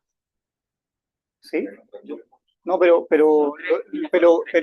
claro, voy más breve. A ver, el tema de la formación del empresariado, yo creo que es fascinante. Me parece que la respuesta que ofrece lo que hay escrito, mientras usted hablaba, yo pensaba como en lo que uno ha tenido acceso, digamos, y son respuestas o son hallazgos que se pueden complejizar bastante a la luz de cómo, no sé, es que los empresarios abrazan un cuerpo de ideas dogmáticos de nueva administración, sino cómo van haciendo transacciones en la realidad para ir moviéndose en una perspectiva de cambio gradual, porque las empresas se van construyendo gradualmente también. Uh, Eso cuando se ve el detalle, las fábricas van agregando secciones, van modificando secciones, van adquiriendo predios, por tanto hay que ver una palabra que no me gusta tanto, pero es como un negocio en evolución. Y cuando uno dice evolución de verdad, es porque se va moviendo de acuerdo a las trayectorias.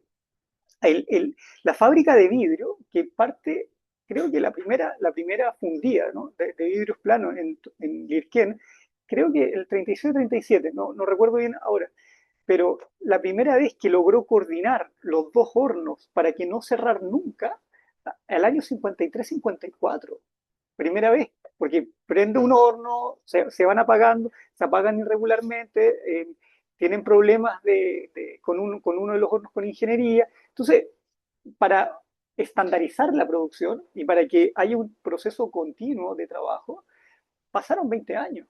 Y eso a mí se me ocurre que el problema no es que la ingeniería no pueda resolver el problema es que hay un montón de coyunturas que hacen que una fábrica pueda responder científicamente o razonablemente al fenómeno. Ejemplos se podrían acumular harto, pero a mí me parece esencial. Ahora, sí habría que advertir, y yo ahí creo con Win, de que uno podría dividir, fragmentar el mundo empresarial entre modernos porque recibió estudios versus no modernos porque no recibió estudios. Pero no porque la palabra moderno me gusta poco, pero en el fondo recibió un entrenamiento en donde sofisticó la concepción del negocio y se prestó a tener una mayor inteligencia respecto a la administración concreta del negocio. Y eso yo creo que fue despuntando, yo diría que desde la década del 40 en adelante, cuando se intensifica todavía más los intercambios de viajes entre empresarios y Estados Unidos. Yo diría que ahí es como un momento, ¿no?, por decir algo. Sí. Ahora, hay varias otras cosas que se podrían advertir acá respecto a la ciudad.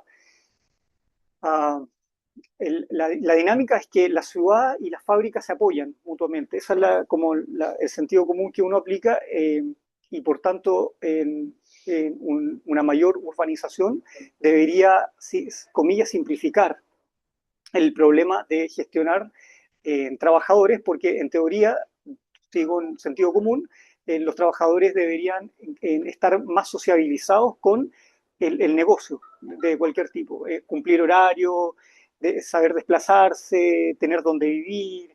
Hay un montón de preguntas que uno debería pensar que están mejor resueltas en la medida que la ciudad va prosperando. Pero tienes casos como el que estás diciendo tú, que no manejo muy bien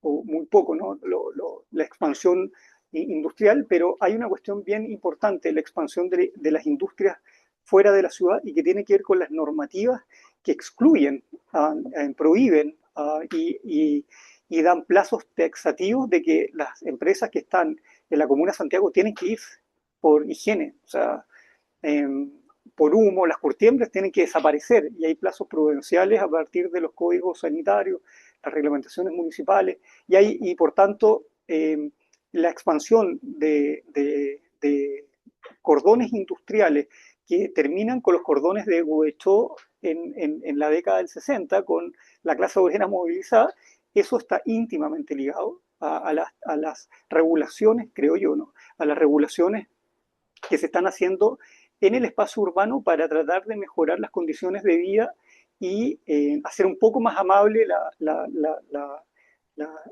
vida de las personas que están viviendo adentro. Por eso se va a la fábrica de cristalerías de Vicuña Maquena, por ejemplo, así como pensando rápido. Por eso desaparece todo el núcleo de industrias que existía por lo que hoy día es Barrio Italia.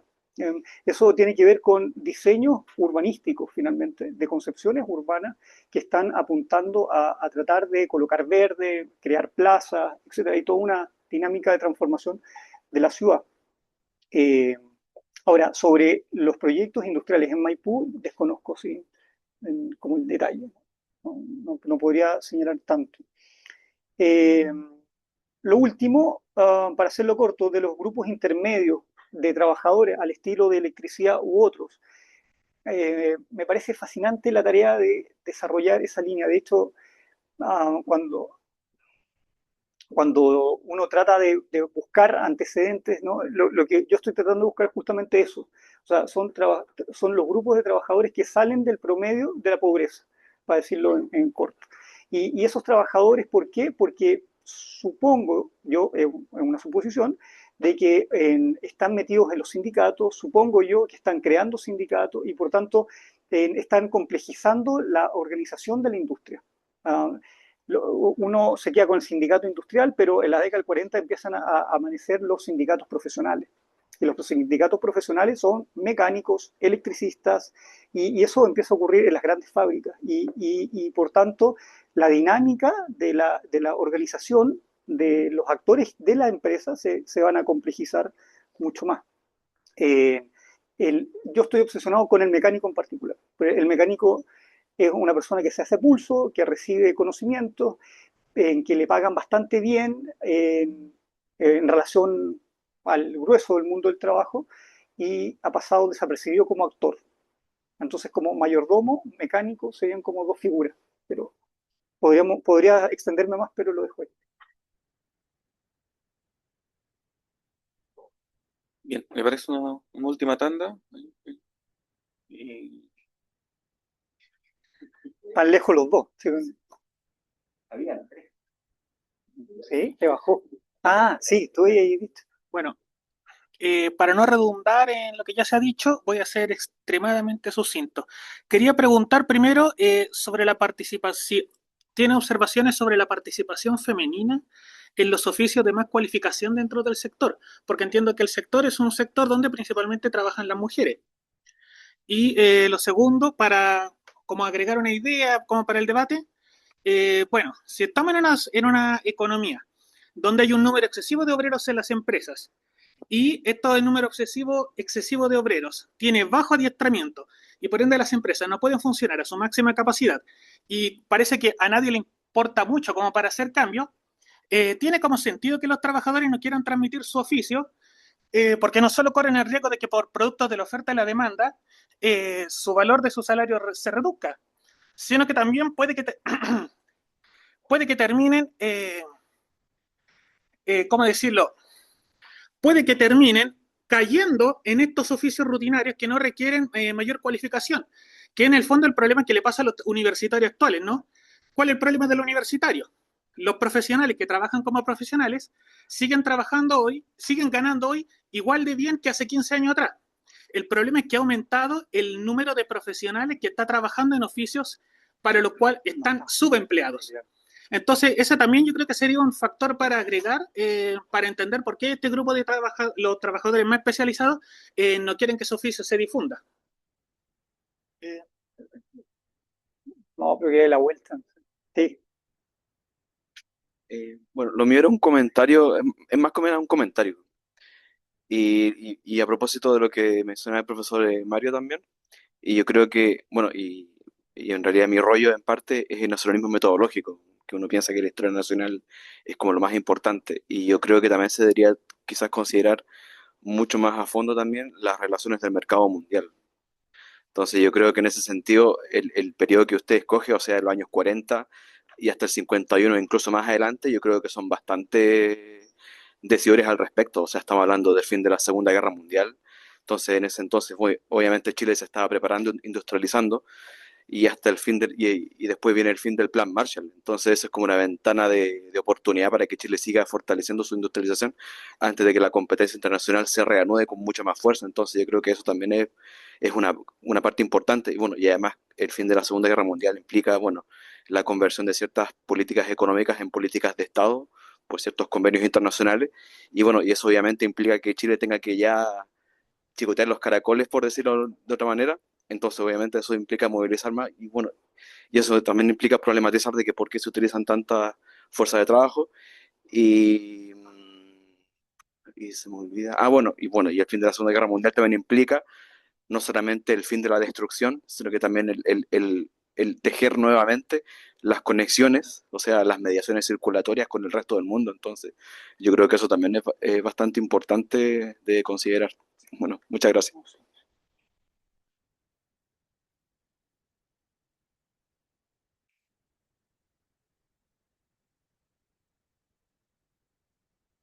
Muchas gracias. Cortito, que primer día que estoy acá en el núcleo. Eh, muy concreto, que me interesó el tema, profesor, sobre todo este tema de este pequeño periodo de desestructuración que tuvo la industria chilena. Por un lado, mucha maquinaria de buena calidad, por otro lado, pocos trabajadores cualificados. La pregunta que quiero plantear es si puede ser un factor importante el hecho de que, a diferencia de Argentina y Uruguay, que creo que mencionó el profesor Matu, Chile no tenía ventaja comparativa de estar cerca del Atlántico y no le llegó una cantidad importante de trabajadores europeos, sobre todo italianos del norte, de España, de Francia, que escapaban de la posguerra y que estaban cualificados para trabajo de fábrica.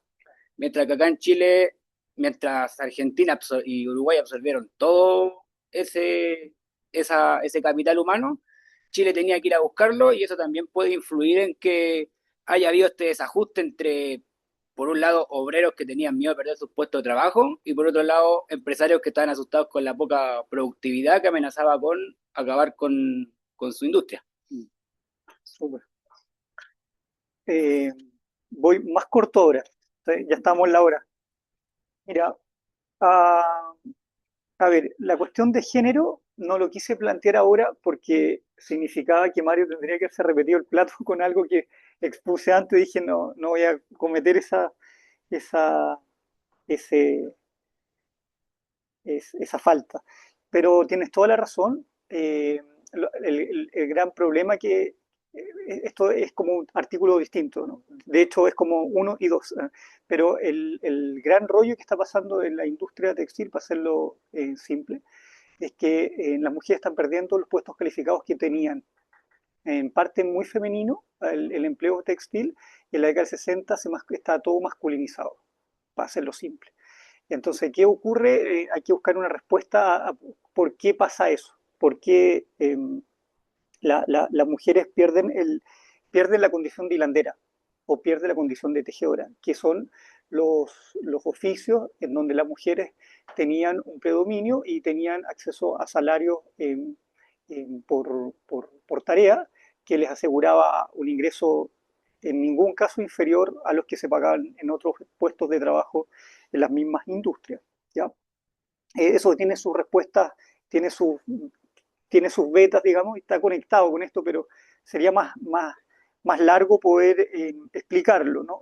Sí, el título de por dónde viene la conexión es que cambian la institución empieza a regular, o sea, la dirección del trabajo, para ser más concreto, empieza a regular con mayor fuerza el cumplimiento de normas legales y en particular el trabajo nocturno que está prohibido para las mujeres.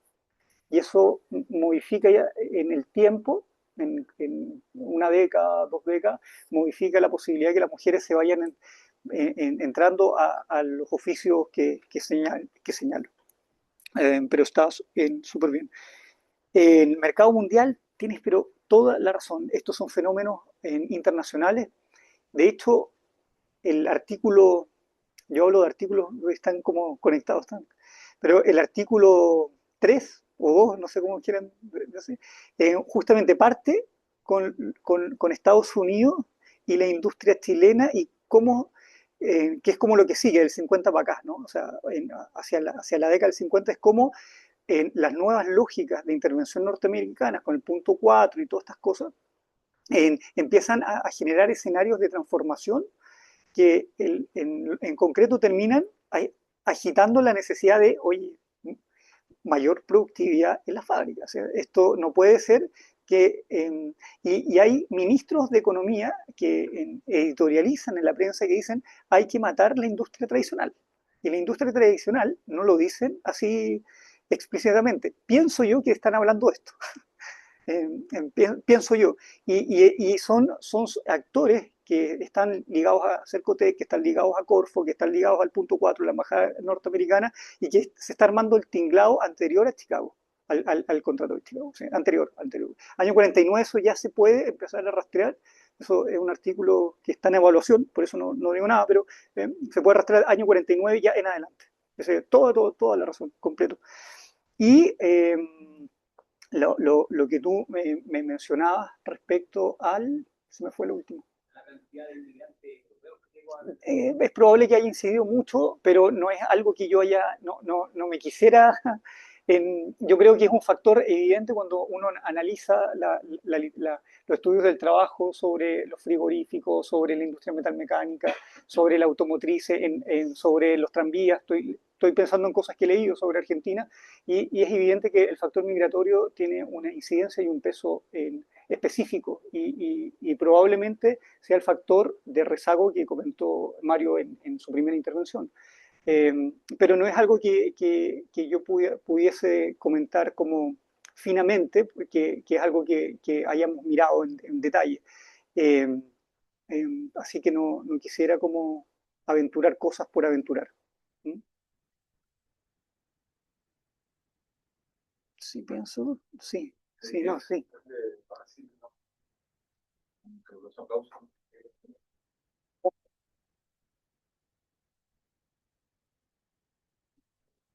Antes de Sí. comentarles porque Javier Pato y me pidió que lo comentara. Hay una posibilidad, así como fuimos al museo de la bóveda del Banco Central, de hacer una visita a la caja de moneda. Y a ustedes podría interesar. Entonces, hay una y entonces vamos a buscar la fecha por... Perdón, porque es muy difícil entrar a todo esto. O sea, Pato acá se consiguió el contacto con la persona que nos podría dar el paso libre. y el archivo también. ¿Y el archivo? Entonces ya fuimos al Banco Central, fue maravilloso ahí. Dejamos el contacto hecho con todo el portal. Entonces, de hecho, lo podemos dejar para ustedes también disponible por si ustedes quieren hacer visita a los que no pudieron ir ese día, porque tuvimos que adaptarnos a la celebración del centenario del Banco Central. Entonces, Sí. teníamos programado ir más tarde y al final tuvimos que adelantar la visita. Bueno, pero ustedes también la pueden hacer por separado, porque hay grupos, y si lo hacen con todo le va a hacer la visita guiada. Una persona que va a ir desde ya no es solo legal, sino que además guía. Y luego la carta de moneda lo vamos a averiguar y trataremos de ponerlo donde sí podamos. Estamos también en conversaciones con una persona del actual Banco Central para que pudiera poder hacernos una visita también para hablar de las políticas monetarias y los problemas que hay de las políticas monetarias de los últimos años. Mostrarnos cómo personalmente, cómo ya sin ella ya la podrán imaginar. Y queremos que sea más adecuada y tenemos otros compromisos que queremos cumplir. Así que Oscar nos cómo hacemos cuadros todo. Sí, ahí sabremos encontrar una fecha y le estaremos comunicando por correo. Además, mencionar que estamos ya prontamente casi a un mes de la jornada de historia económica, en la que el núcleo de historia económica y social es sede. Sí. Invitamos que vengan a hacer barra.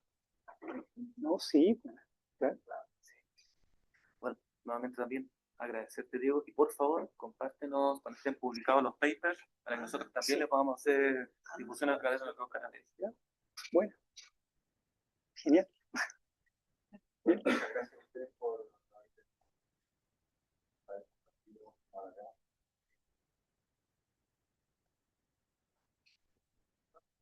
vivir muy así, bien ingenioso, noble, va escuchando, pero genera mucha curiosidad. Entonces, no, usted cierra la jornada. Bueno, agradecerle a todos por el placer, por el lujo de contar con ustedes y también, y por encima de todo, con Diego. Muchas gracias. Bueno, Nos vemos por favor. Estamos por finalizar la sesión de hoy y nos veremos prontamente.